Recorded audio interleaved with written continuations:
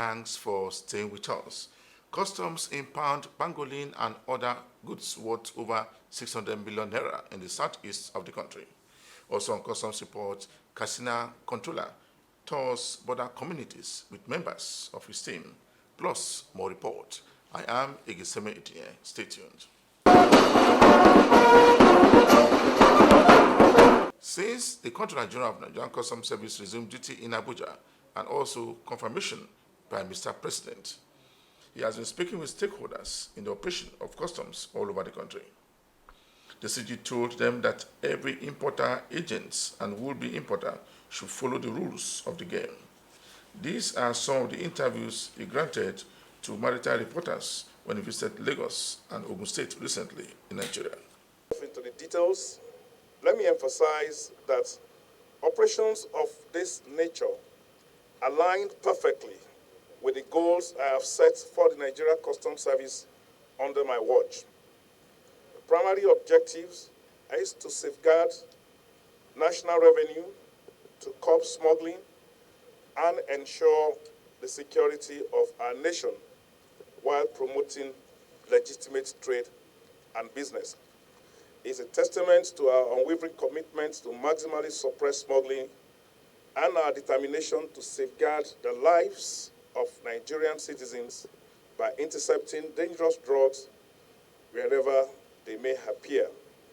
The actions taken by those involved in these unlawful activities contravene the provisions of sections 228, subsection 1 and 2, section 55, subsection C and D, and subsection 233 of the Nigeria Customs Service Act 2023.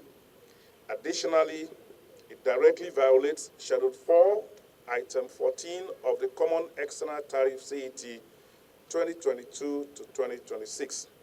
I would like to use this opportunity to send a stern warning to importers and their agents, urging them to steer clear of unlawful practices such as false declaration aimed at evading duties or smuggling prohibited goods into our country.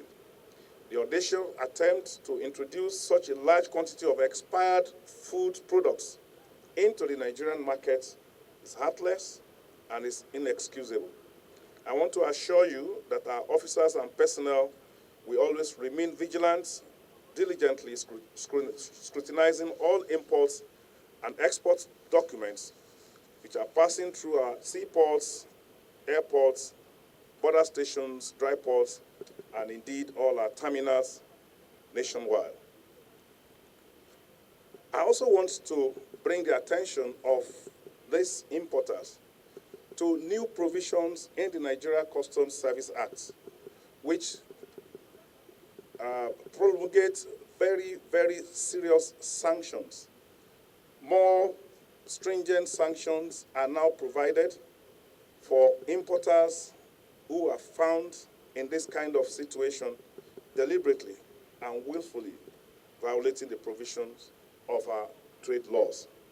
It is essential to reiterate that compliant importers and their agents can now expect streamlined clearance processes, with consignments, particularly if they are automobile, cleared within 3 hours when importations comply with our regulations and when they involve honest declarations and prompt payment of duties. Before I close, I am happy that we have the presence of the representative of the Director General of NAFDAC here with us, whose mandate covers the administration and regulations of food and food products. And to that representative, through him to the DG, we will be handing over these containers. Eventually, we'll hand over the apprehended suspect for further processing, which we are sure will include prosecution. In conclusion, I want to implore all importers and their agents to act patriotically by making honest declarations. Remember that compliance brings numerous benefits, including building a reputation for integrity, saving time and money by avoiding demand notices and penalties, and staying out of troubles that could lead to imprisonment, loss of licenses, and blacklisting. I want to thank you all for your attention and appreciate your understanding that what we are doing is in pursuit and compliance of our legitimate mandate to rid our nation of dangerous imports. There are a number of things that you do. You need a very good understanding of the structure that you have. So we pitched that there are certain things that we needed to do about our structure. The zonal structure is one of them. We felt that we needed to give more power, more bites, more authority to our zonal coordinators and officers in those places. We need actually to put the right people in the structures that we have created. So we had a new management team. We re-energized the team. We got approval from Mr. President for us to reconstitute the new team following the exit of the former Controller General. And then we moved down the line after that. You know, we now have to look at the area commands, saw the opportunities for us. You know, some controllers moved up, they became ACG. Those places were vacant. So we needed to rejig, you know, what we have in the commands and try to put the right people in the right places. And in doing so, we made sure that we look at two things. First, merits, competence. You know, from what we have seen here, this officer deserves this kind of strategic posting. The second one is fairness. We tried to be fair to everybody. We wanted to give as many people who have not had the opportunity to be area controllers before, to have that opportunity to be in charge of an area. You know, those who have been area controllers for a long time before, we can now benefit from their wealth of experience in other spaces while we open up some new places for new controllers. To the renewed hope of President Bola Ahmed Tinubu, it's a new era, it's a new air blowing across us. So we all seemed very, very motivated. We all seemed prepared, and we are determined to face the challenges facing the country. Smuggling is an evil. It portends very grave danger to our economy, not only to our safety, security, but also in a way they also help to they also prevent us from getting revenue to run the development agenda of the government. So we have identified with that vision, and we are motivated to support this cardinal vision of government. So if you look at the policy advisory document of President Ahmed Tinubu, there are very, very conspicuous reference to the determination to allow the growth of our local industry, to boost exports, to make locally produced products more competitive. And there's no way we will achieve that if we allow indiscriminate and illicit dumping of goods that were not properly imported. Our commitment to protecting Nigerians from the audacious actions of daredevil smugglers will therefore remain unwavering. As I conclude, I want to reaffirm our dedication to our duty and pledge to ensure that all Nigerians' safety and well-being will continue to remain our focus. We will remain resolute in our missions to curb illicit trade, to safeguard our roads from dangerous tires as we work with other agencies of government, and to protect our youths from the devastating effects of the consumption of illicit drugs. We want to count on your support and your understanding, which we consider as invaluable as we work together to build a safer and stronger Nigeria. I want to reiterate my commitment once again to officers and men of Ogun 1 Command who have pulled this significant seizure within a period of 2 weeks. This is a very loud statement of their intention that there would be a zero tolerance to smuggling activities, not only in Ogun and adjoining areas, but all over the territory of Nigeria. You are watching the program Customs Report. The Customs Eastern Marine Command has intercepted various goods worth over 680 million naira from smugglers operating the eastern part of the country. The Customs Area Controller said that the seized pangolin scale is against United Nations law. He has this to say. The seized pangolin scales and elephant tusk weigh 365.4 kilograms, while the seizure of the second-hand shoes took place in the south-south coastal waters of Nigeria. According to the controller, the seizure highlights Nigeria's commitment to the Convention on International Trade Against Endangered Species of Wildlife. Pangolin scales and elephant tusks are among the endangered species of animals that are not allowed to be traded on. Nigeria, it was actually signed by past 184 parties, Nigeria being one of them. Nigeria actually ratified in 1985. That which mandates us to stop the illegal trade, illicit trade on the endangered species of the animal. And I want to thank the press for bringing us out and telling people exactly what we do in the Eastern Marine Command. And I call on all the public, whoever has genuine information will send, please let him send to the appropriate command quarters, the Nigerian Customs Service, so that they can use it in the fight against. And to the smugglers, you see, I think it's a very good advice that you don't only lose your goods or your money. When arrested, you run the risk of being prosecuted and jailed. He used the opportunity to appeal to some importers to stop trading on pangolin scale. A noticeable infringement, lapses in the operation of some of these stakeholders, shipping companies and shipping agents. So I felt there was a need to call them to come, to rub minds, to see how we can look at the problems and see how we can help them, especially as it relates to temporary importation permits. Because vessels that come into the country has to have a permit, temporary importation permit, which you obtain from the headquarters, Tariff and Trade. And when it expires, we're expected to re-export or now do assessment and pay the duty. So it was actually these observed discrepancies that led to the calling of the meeting, and it went well. We also brought to note that we also were able to tell them about the new Nigerian Customs Service, Act 2023, which actually has recommended stiffer penalties, for people that infringe against the law, and they have to know about that. According to him, the customs will continue to fight smugglers along all unapproved routes in the country. The Customs Area Controller in charge of Katsina Command has been preaching to villagers living along the nation's borderline. He made a pledge when he visited some communities in Katsina, telling them not to smuggle any item into the country. Their compliance level should be high. We try to educate them on what we are doing.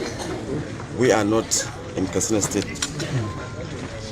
to jeopardize or to block their economic activities, but rather to open it. You understand? To refresh and then so they can pick up. So we made them know that the agricultural products can move to anywhere within the state. What we don't want is for them to move it across. That's why there's border closure. The Customs Area Controller in charge of Area 1 in Port Harcourt has detained some containers pending investigation as approved by government. The outgoing controller, who is now in charge of FOU Zone B, said that the customs will continue to maintain the rules as approved by government. He wants smugglers to stop smuggling consignment into the country, saying that anyone caught will be made to face the law. He speaks more on the number of issues. Some of our activities in Area 1, Port Harcourt, for the year 2023. The command had fared considerably well in the area of revenue generation, despite some discounting challenges in the maritime sector. From January 21st to October 2023, the command had been able to generate and collect the total sum of 89,574 million. This figure, when compared with the corresponding period of 2022, that was last year, which stood at 72,463 million, had a significant difference of 10,858 million. The difference in these figures represent a 13.8% increase in the revenue figure for the command. During the period under review, the command had experienced its lowest influx of container cargoes in the port. However, the import duties collected from bulk cargoes had contributed to the bulk of revenue collected in the command. Significant milestones were achieved in the month of March, which stood at 11,675 million, and August, which stood at 11,834 billion, as against 8,310 million and 9,677 million collected in the previous year on the corresponding month. The current month of October 2023 had so far collected the sum of 11,909 million as against 8 billion. And I'm optimistic that by the end of the month, this particular month we're in October, that the figure will rise above other months of 2023.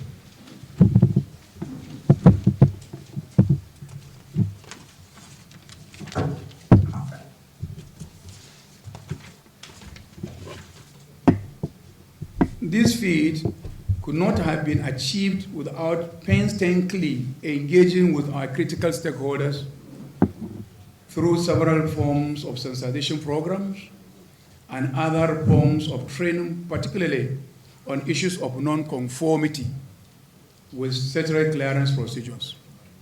And the feedback we got can be attributed to some of our success. The command has also insisted that all unpaid assessment must be paid. In terms of additional value through interventions, the command generated over 1,762 million in the period under review. These interventions were derived from demand notices, DN, issued to importers with infractions on their importations. Still, in the period under review, the command has organized several capacity buildings programs for her officers and men through PEP talks, which tackle sensitive issues such as import and export procedures, bonds on custom procedures, NCS Fast Track 2.0, customs-related commercial fraud, and the role of intelligence investigation and memo writing, among others. In the area of export, the command had facilitated the exportation of 30,000 metric tons of charcoal and 26,000 metric tons of zinc and lead through the Ibeto Wharf. And it is strongly believed that with the take-off of the Ibeto Wharf, the command will sustain a good import and export hub, as well as a sustainable revenue base. In the aspect of anti-smuggling activities, the command had put more emphasis on 100% physical examination policy of the service. And as a result, some containers suspected to have falsely declared had been placed under detention, pending further investigation. I want to use this medium to warn any would-be smuggler to avoid Area 1 Command, because their containers will be seized and culprits will be arrested and prosecuted in the court of law. Also, in the period under review, we embarked on a walking tour to our Bayelsa and Ohoda outstations to appraise the custom activities in those areas. The visit to Bayelsa State also afforded us the opportunities to pay courtesy visits to the heads of other government security agencies. The purpose of this visit was to seek further collaboration and synergy with them in order to foster a better working relationship and to achieve national interest in line with the extant guidelines. I am optimistic that with the command strategy of maximizing collection of custom duties, other levies, and payment of all unpaid assessment, the command will surpass the revenue collected in the year 2022. Under my administration, the command organized interactive sections with all the government agencies operating in the port with the aim of fostering interagency collaborations and synergy. These interactive sections were extended to customs license agents through sensitization programs. I recall that I reported to duty on Tuesday, 27th January 2023, and despite my short but eventful stay here, I must admit that I met and worked with some of the most resourceful set of officers and the men of the service here in Area 1 Port Harcourt. The cooperation, support, and brilliant contribution received from members of my management team had been very pivotal to our success recorded, especially in the areas of capacity building. Just before we round up this week edition of the program Custom Support, we brought you a report where the Eastern Marine of the Nigerian Customs Service made seizure of over 680 million naira of goods along the nation's borderline. For me, Igeseme Idinye, thanks for watching.